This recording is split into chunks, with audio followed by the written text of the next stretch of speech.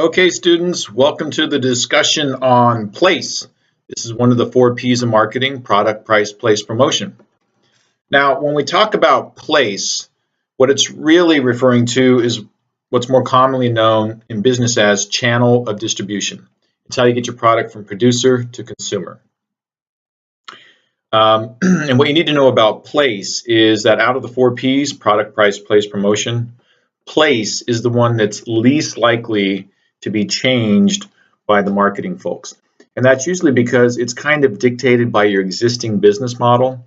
If you're a fast food restaurant and you sell your product through retail fast food stores, to add a new way of selling it, for example, if you were to now sell it in the grocery store aisle, that's a whole new channel of distribution, and you're now competing with packaged food companies, and it's complex, and you might upset your existing stores because now they're losing sales to grocery stores, what we call channel conflict.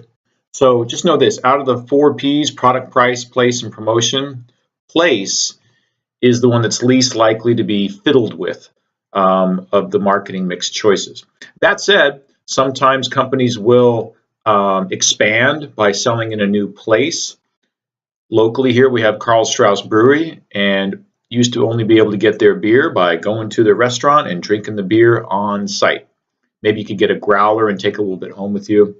But then they started becoming popular as a microbrew, and Karl Strauss was one of the first. And so they started adding a new place, and they started selling just their beer in local liquor stores and eventually grocery stores.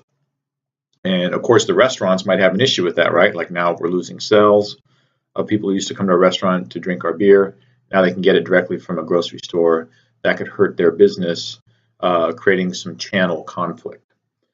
So place out of the 4 P's is the least likely to be fiddled with and create channel conflict. 3 terms within the place discussion. This is out of chapters 10, 11, and then 12 is specifically about retail concepts, which I'll cover in a minute. But there's really 2 different types of distribution. There's direct and there's indirect. Direct is when there's a producer, a maker of something, and a consumer at the end, and there's nobody in between. This is actually pretty rare. Dell computers would be an example of this. You can order the computer online and it ships directly to you, the final consumer. There's nobody in between. That's direct distribution. Most products are indirect, meaning there's a producer, they make it, Dell computers, and they sell it to somebody else like Amazon or even a computer store who carries that product. They mark it up some, they sell it to the final consumer. Or it's a producer and they sell it to a wholesaler, and then they sell it to a retailer, and they in turn sell it to the final consumer. The vast majority of products are indirectly distributed, which means the producer, think the manufacturer, think the factory that's making the product. Toyota cars is made in a factory, sometimes overseas, sometimes here in the US.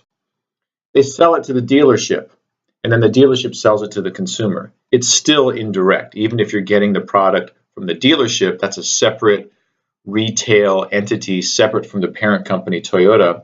They're marking up the product and selling it to the final consumer. So direct, rare, indirect is most common.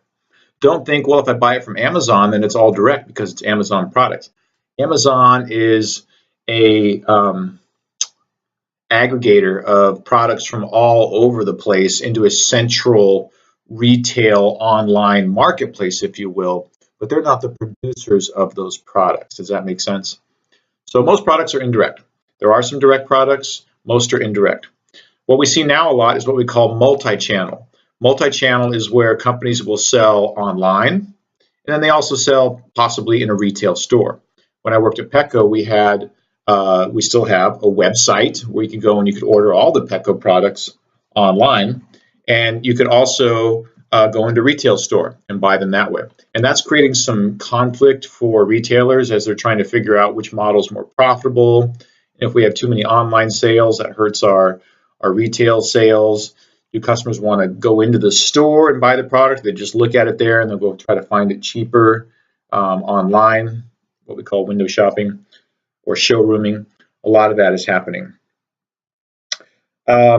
So out of chapters 10 and 11, know the difference between direct versus indirect, know what multi-channel is, selling in more than one channel, and know this concept of channel conflict. When you change or add a new place, you can upset your existing channel partners. Okay, chapter 12 talks about retail concepts, and there's 5 different retail concepts: mass merchandisers, convenience stores, specialty stores, category killers, and supermarkets. Let me tick these off for you one by one. First off, mass merchandisers. Think like a Target, or even nowadays a Walmart, where you come in, there's not a lot of service, it's a large store, and they carry a variety of things. Uh, so that would be a mass merchandiser. They have a lot of stuff merchandised in a massive way through a large, big box retail setup. Soft goods, housewares, clothing. Walmart even has auto and now food. That's a mass merchandiser. Merchandising done on a grand scale. Jumping ahead, a category killer is a single line mass merchandiser. For example, Petco, big store, massively merchandised, but it's only things related to pets, right? So that's a single line of products, all things pets, merchandised in a mass way. Same for Home Depot, single line mass merchandisers, all things home and home repair, merchandised in a massive way.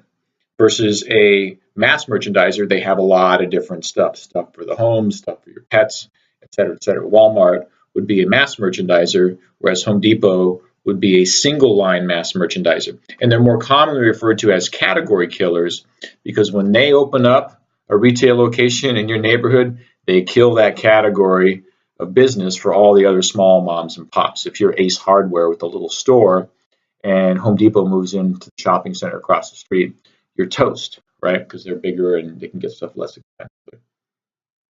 Mass merchandisers and convenience stores. C stores, convenience stores, think 7-Eleven, AM, PM.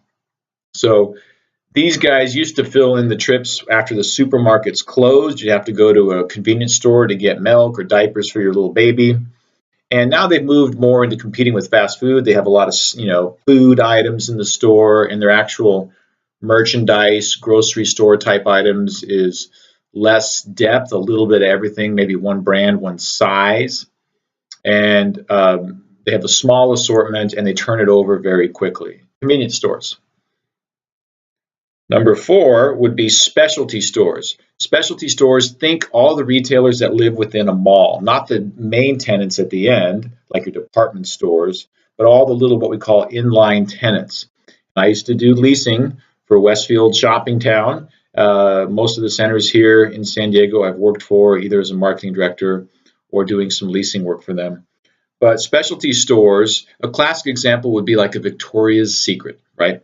So they have all things sexy women's underwear and lingerie, and that's kind of their specific category, but it's specialized. So if you want more, you're looking to get a gift for your wife or girlfriend, or if you want some more sexy stuff, you might go to Victoria's Secret versus getting just some off-the-rack women's underwear from Walmart or whatever.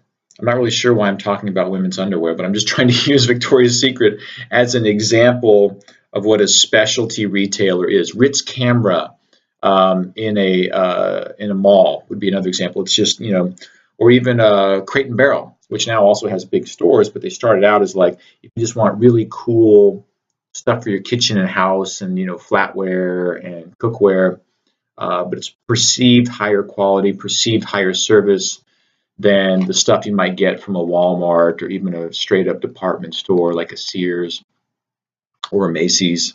You would go to one of these specialty stores. Okay, and then the last one is supermarkets. Supermarkets, which have gotten bigger emphasis on high quality food. And you can look at all these 5 different concepts in the Chapter 12 PowerPoint. You do need to know the different types of retailers. And your assignment related to Chapter 12 is about retail concepts. So you'll want to know the 5 different types out of Chapter 12. Okay, good luck with that one. Thanks for listening. That covers place.